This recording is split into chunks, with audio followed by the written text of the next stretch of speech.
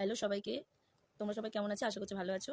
তো এখন আমি একটা নতুন ভিডিও নিয়ে এসেছি। এখন সবাই জানো যে অন্নপূর্ণা ভান্ডারের ফর্ম ফিল আপ হচ্ছে।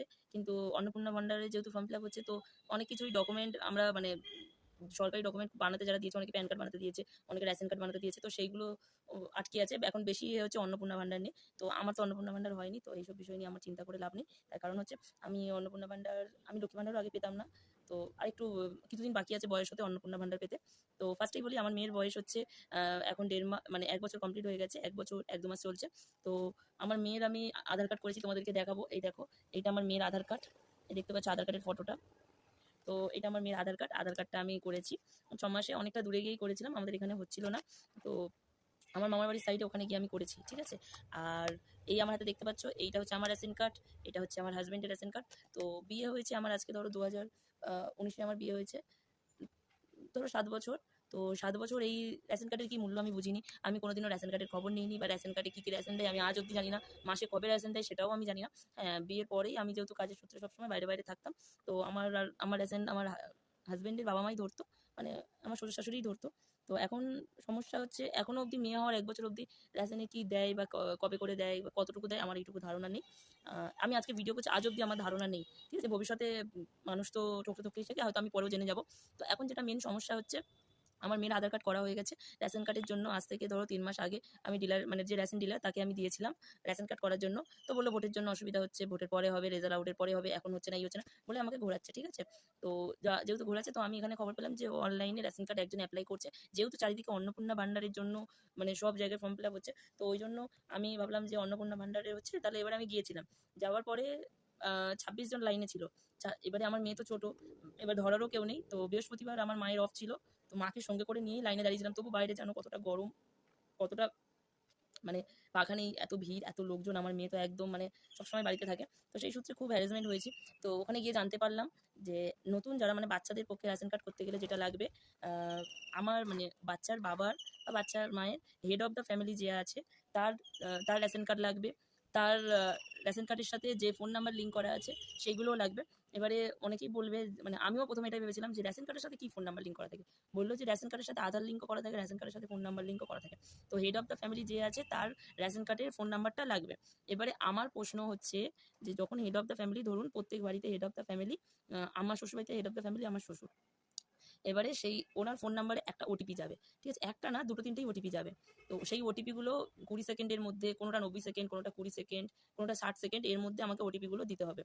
এবার প্রশ্ন হচ্ছে, আমি 25 জনের লাইনে দাঁড়িয়ে আছি, 25 জনের পরে লাইনে দাঁড়িয়ে আছি। সেই সময় যদি আমাকে বলা হয় যে যেই নাম্বারটা আছে এর সাথে লিঙ্ক করা, সেই নাম্বারটা আমাকে আনতে হবে, তাহলে আমি কি করব? এবারে দেখুন, যদি এটা আমার হাজবেন্ডের নাম্বার হয়, আমি তার কাছ থেকে নিয়ে আসতে পারবো। কিন্তু এখানে যদি হেড অফ দ্য ফ্যামিলি, ধরুন আমার শ্বশুরের নাম আছে, তা আমার শ্বশুর তার পার্সোনাল ফোন কেন দেবে? অনেকের শ্বশুরই দেয়, কিন্তু আমি যে হ্যারাসমেন্টটা হয়েছি বাচ্চা নিয়ে গিয়ে এত গরমের মধ্যে, সে তার পার্সোনাল ফোনটা কেন দেবে? প্রথম কথা, সে আমাকে কেন বিশ্বাস করবে? যেহেতু তার বর্তমান তার মেয়ে আছে, সে আমাকে কেন বিশ্বাস করবে? তো আমার শ্বশুরবাড়ি থেকে অনেক হেল্প করা হয়েছে আমাকে। যেমন ধরো, আমার শ্বশুরবাড়ি থেকে বলা হয়েছে যে ফোনটা আমার মেয়ের কাছে রাখা, মানে আমার ননদের কাছে ফোনটা থাকবে, আমার ননদকে ফোন করে আমাকে ওটিপি চাইতে হবে। এবং সাইবার ক্যাফের লোকেরা, মানে যার কাছে আমি করতে গিয়েছি, সেখানকার লোকেরা বলছে যদি ফোনের সাথে কানেক্ট থাকো, মানে তুমি যদি ফোন করে থাকো, অনেক সময় মানে ওয়েস্ট বেঙ্গল সরকারি ওটিপি নাকি ফোনে যায় না। আমি এই বিষয়টা জানি না, আমি এই বিষয়টা সোশ্যাল মিডিয়ায় দিচ্ছি, মানে তোমরা আমাকে কমেন্ট করো যে আমি ঠিক বলছি কিনা।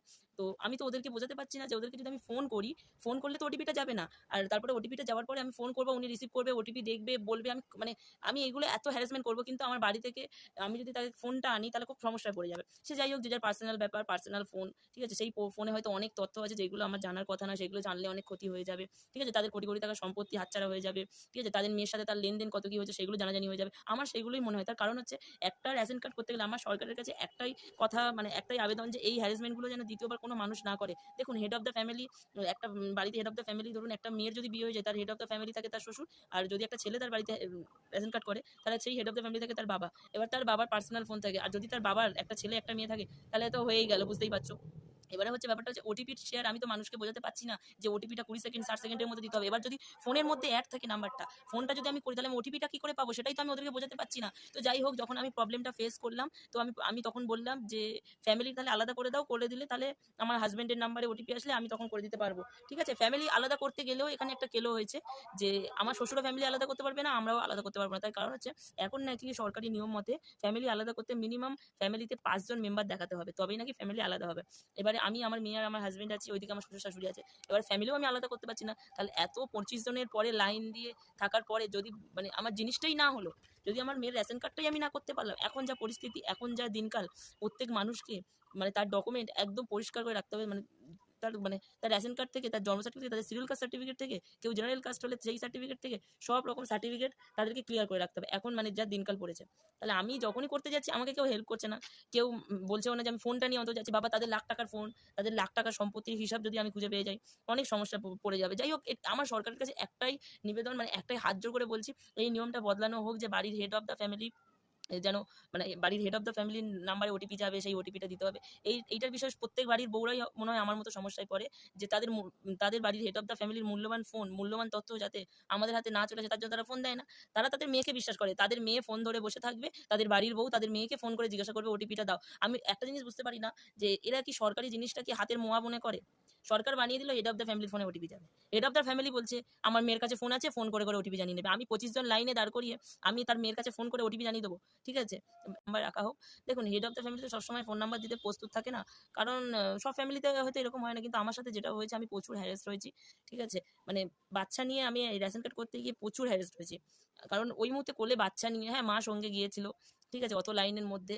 এবার আমার বাচ্চাটা অনেকটাই ছোট, এবারে ফোনের মধ্যে আমার প্রত্যেক ডকুমেন্ট হাতে নিয়ে আমার অত সময় নেই ফোন করে লোককে জিজ্ঞাসা করার যে ওটিপিটা বলো। 20 সেকেন্ডের মধ্যে আমি ফোন লাগাবো, উনি ফোন ধরবে, ওটিপি বলবে, তার মধ্যে তো আমার টাইম শেষ হয়ে যাবে। সেটা আমি কাউকে বোঝাতেই পারছি না।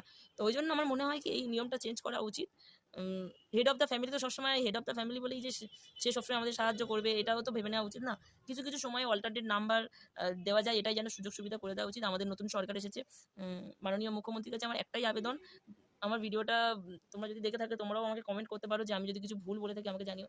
কিন্তু আমি যে হ্যারেসটা হয়েছি, যাতে কেউ যেন এই হ্যারাসমেন্টটা